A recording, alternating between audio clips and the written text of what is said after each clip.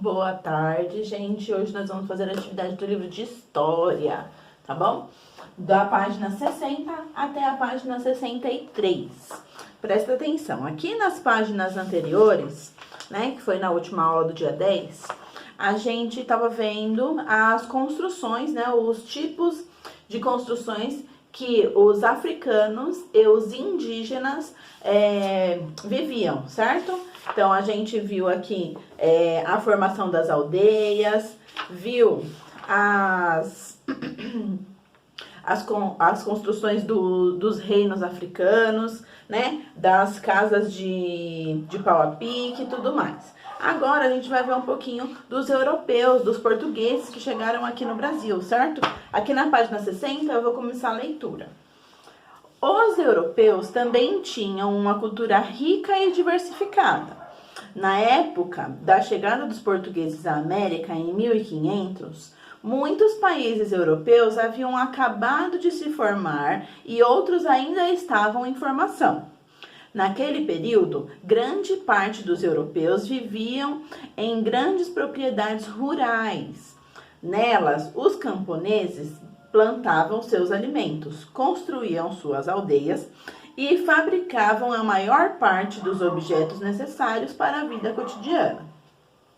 As grandes propriedades rurais eram comandadas por um nobre, por uma pessoa rica, certo? Que tinha autoridade para organizar as leis e cobrar impostos. Além disso, era comum que as propriedades tivessem castelos e, ao redor deles, grandes muralhas de madeira e pedra que ajudavam na defesa do território. Então, eram grandes reinos, né? Antigamente lá em Portugal, lá na Europa, onde tinham vários castelos, várias muralhas, várias pessoas que cobravam, já tinham uma organização de sociedade, já cobravam impostos, né? Já tinha as pessoas que eram mais da parte rural, que eram os camponeses, que plantavam, que caçavam, né? Que viviam mais na parte rural mesmo, onde tem mais natureza, certo? As cidades naquela época não eram muito grandes. Paris, Londres e Lisboa, por exemplo, eram muito menores do que são hoje. A Igreja Católica tinha grande poder e controlava a produção de obras de arte e de livros. Por isso, a cultura europeia era muito marcada pelas ideias católicas. Então, assim, o catolicismo na Europa, ele era dominante, né? Ele que mandava em tudo, ele que organizava como que iam ser as pinturas, as músicas, os livros. Tudo tinha que ser pautado na religião católica. Se tivesse em desacordo com o que diz a Bíblia, eles não podiam fazer. Então, havia muita censura, certo? Os artistas de antigamente, eles tinham que fazer artes relacionadas à igreja. Não tinham livre-arbítrio de fazer arte de acordo com o que eles quisessem, certo? Por isso que quando os portugueses vieram para o Brasil, eles tinham essa cultura de que o catolicismo mandava em tudo. Então, quando eles chegaram aqui, eles não respeitaram as religiões que os índios tinham, os deuses que os índios tinham, as culturas, né, que os indígenas mantinham, de respeitar os seus antepassados, de fazer rituais, né? Eles chegaram aqui querendo mudar tudo e colocar à força a sua religião. Isso que foi um dos grandes problemas, certo? Que houve muita morte, principalmente dos índios e depois quando chegaram os africanos escravizados também, certo? Eles chegaram aqui e quiseram impor a religião católica, sendo que existiam outras religiões, eles não souberam respeitar. Que tipo de atividade os camponeses estão realizando na imagem? Então, tem uma foto aqui, ó. Dá pra ver um rapaz no cavalo, dá pra ver um outro rapaz jogando alguma coisinha assim, ó. E dá pra ver que ele tem até um rapazinho lá atrás, se vocês olharem, com um arco e flecha. Então é aquilo que eu falei, os camponeses, eles viviam mais na parte rural. Eles tinham que plantar, eles tinham que caçar, eles tinham que colher. Então aqui, ó, com o cavalo, eles estão arando a terra, né? Eles estão abrindo o campo. E o rapazinho aqui de azul, ele tá jogando as sementes, certo? Lá atrás tem o homem com o arco e flecha, que ele estava caçando. Então aqui essa imagem representa como que era a vida dos camponeses, o que eles faziam para sobreviver. Plantavam, caçavam, né, colhiam. 2. Por que havia grandes muralhas ao redor dos castelos? Para proteger, né? Para a segurança dos castelos. Como existia os camponeses e os nobres, era tudo muito separado, certo? Quem era camponês não podia viver nos castelos e quem era nobre não podia ir para a área do campo. Então tinha as muralhas de defesa para não ter roubos. Já era uma cidade bem estruturada, mesmo antes do Brasil ser descoberto pelos portugueses, certo? Porque eles não descobriram nada, que já existia vida aqui, já existia cultura aqui, já existiam pessoas que moravam aqui. Eles vieram e eles colonizaram, porém não descobriram, tá bom? Por isso que sempre que eu falo descobriram, eu coloco assim entre aspas, porque não foi descoberto, não estava perdido, certo? Página 61. A alimentação dos europeus naquele período não era muito variada. Alguns dos principais alimentos eram feitos à base de trigo, como a farinha para produzir os pães. Apenas a nobreza consumia carne regularmente. Os alimentos doces eram feitos com frutas e mel, porque o açúcar era um produto muito caro. Vamos recapitular aqui. Quando os portugueses chegaram aqui no Brasil e eles começaram a plantar cana-de-açúcar, ela produz o quê? Além dela produzir o caldo de cana, ela produz o açúcar. E como está falando aqui, lá em Portugal era muito caro, certo? Muito caro o açúcar. Eles começaram a plantar aqui no Brasil e pegar para levar para Portugal, né? Começaram a usufruir do nosso país e levar para o país deles uma coisa que lá era caríssimo de produzir, tá bom? Só que eles conseguiram isso com mão de obra escrava, né? Com muitos abusos, com muitas mortes de índios e de africanos. Então, quando a gente fala que eles vieram e eles roubaram, né? A nossa cana-de-açúcar, o nosso café, porque eles vieram para cá, o que não tinha lá em Portugal, eles plantaram aqui, que era uma terra muito fértil, e conseguiram levar para o país deles, extraindo do nosso, certo? Politicamente, a sociedade na Europa era organizada em 3 grupos principais. O clero, os membros da igreja, a nobreza, que era aqueles que viviam em castelos e tinham muito dinheiro, e os camponeses, que eram os agricultores, os que moravam na área rural. Uma das formas de diferenciação desses grupos eram as vestimentas.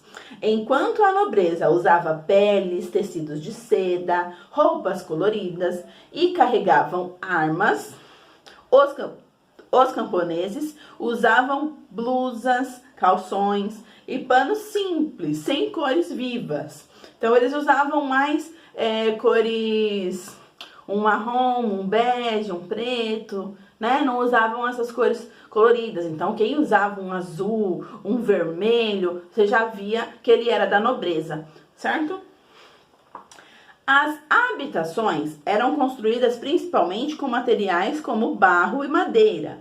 Construções mais importantes, como igrejas, castelos e algumas residências da nobreza, podiam ser feitas com materiais mais resistentes, como pedras e telhas. Então, até aí, né, até nas construções, era diferente o material que era usado para os nobres, para a igreja e para os camponeses. Os camponeses usavam o barro, né, para construir as suas casas. Já os castelos eram feitos de pedra, de telhas, né?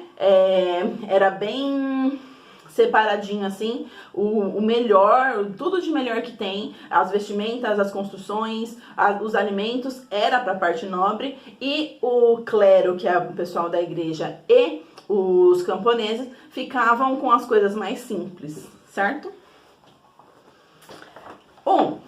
Identifique na imagem acima cada um dos 3 grupos da sociedade europeia do capítulo 15, ou do século 15 do capítulo. Justifique sua resposta. Então tem aqui, né, ó, politicamente na sociedade era organizada por 3 grupos principais: o clero, a nobreza e os camponeses. E aí vocês vão explicar o que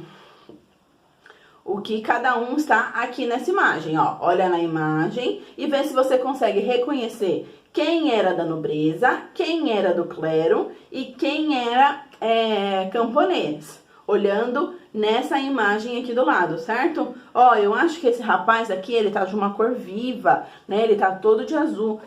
Será que ele é da onde? Será que ele é um camponês? Será que ele é do clero? Essa pessoa aqui do lado, ela tá com uma pá na mão, ó. Quer dizer que ela estava trabalhando, que ela estava plantando, né? Que ela estava mexendo com terra. O que será que ela é? Da nobreza? Do clero? Ou dos camponeses, tá? E aí você vai descrever aqui nessas linhas o que cada um dessas pessoas nessa ilustração tá bom?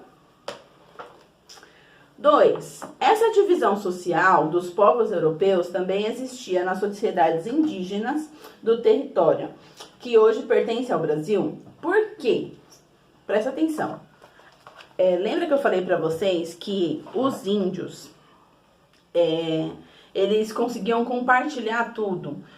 Não existia a minha propriedade, a minha terra, era de todo mundo, certo? Então eles dividiam todos os alimentos, eles dividiam todas as moradias, eles dividiam todas as vestimentas, toda a carne, toda a caça, né? Eles dividiam entre todos da aldeia. Cada um da aldeia, desde a criança até o mais velho, tinha a sua responsabilidade de trabalhar em alguma coisa, né? De ajudar em alguma coisa, mas tudo era dividido igualmente. Certo? Tanto é que quando os portugueses chegaram aqui, eles acharam completamente estranho e diferente, porque lá em Portugal era tudo muito bem separado. O que é de nobre, o que é como é o nome, meu Deus? De camponeses, de camponeses. Então, era muito bem separado as riquezas. Quando eles chegaram no Brasil e viram os índios, eles perceberam que era tudo dividido, ninguém era tão rico e ninguém era tão pobre. E aí eles acharam muito estranhos e tentaram dividir isso daí, certo? Então, a resposta dessa 2 aqui é que não, né? Os índios não tinham essa organização de propriedades, de vestimentas. Todo mundo tinha direito a compartilhar de tudo, do trabalho de todos, certo? Página 62, Tecendo Saberes. Essa página 62 é só leitura, tem essas 2 imagens e tem a imagem do Pedro II aqui na página 66. Eu vou prestar, 66 não, 63. Eu vou pedir para vocês prestarem atenção na legenda, tá bom? Na legenda dessas imagens, porque são os que vocês vão usar para responder as questões. A 3 da página 63 é uma pesquisa, não tem necessidade de fazer, tá bom? É uma das primeiras vezes que eu falo que não precisa fazer uma pesquisa, porque ia ser um conteúdo que a gente já viu e ia ser muito repetitivo, certo? Então, a gente vai responder a 1 e a 2, vou fazer a tabela aqui tudo direitinho, com base nas legendas das fotos, certo? Então, presta bastante atenção. Nesse capítulo, você estudou povos indígenas, africanos e europeus. Cada sociedade produziu objetos que hoje considerados como obra de arte. Com características próprias e que estão ligados à história de cada uma desses povos. As imagens a seguir são exemplos de objetos produzidos por alguns desses povos. Observe atentamente e depois responda ao que se pede. Então, tem aqui uma obra de arte do povo africano, uma obra de arte do povo indígena e uma dos europeus. Vamos lá. A primeira é dos povos africanos. É uma escultura de bronze produzida pelo povo Yoruba da África, no século XIX, representando a cabeça da rainha Ifé, cidade que hoje pertence à Nigéria. Então, é uma escultura em bronze muito preciosa, certo? Que representa uma rainha, né? Uma governante que teve há muitos anos atrás e até hoje é muito respeitada, certo? Aqui do lado tem um manto feito por indígenas tupinambás no século 17, com 1,27 metros de altura, produzido com penas do pássaro guará. Então é um manto, é como se fosse uma capa, certo? Isso daqui é uma capa feita de penas do pássaro guará, certo? E aqui na página 63 tem o retrato de Dom Pedro II, ou Dom João II, desculpa, um dos reis de Portugal do século XV, com um óleo sobre o painel. O que há em comum entre a escultura africana e o retrato português? Qual é a semelhança entre os dois? Não na escultura em si, nas legendas, certo? Lembra que eu falei para vocês prestarem atenção na legenda. Então, na legenda da escultura africana, tá falando que é uma escultura de uma rainha, certo? E aqui, na pintura de Dom João II, é uma pintura de um rei. Então, são dois governantes muito importantes para essas... Meu Deus... Para essas culturas, não. Para essa sociedade, acho que é. Para esse povo, certo? Então, para o povo africano, aquela rainha era muito importante. E para o povo europeu, Dom João II era muito importante. Então, são governantes, tá bom? Os dois se tratam de figuras que governaram esses povos. Isso, povos ficou melhor. Sem cortes, hein? Dessa vez vai assim mesmo. E aqui, ó, em grupo, preencham o quadro a seguir com as informações de cada obra. Presta atenção, tá pedindo o nome do objeto, o local de origem, o período que foi feito e os materiais empregados para a confecção. Aqui a gente vai fazer uma tabela com as características dessas três imagens aqui. Então, a primeira é a escultura da rainha, né?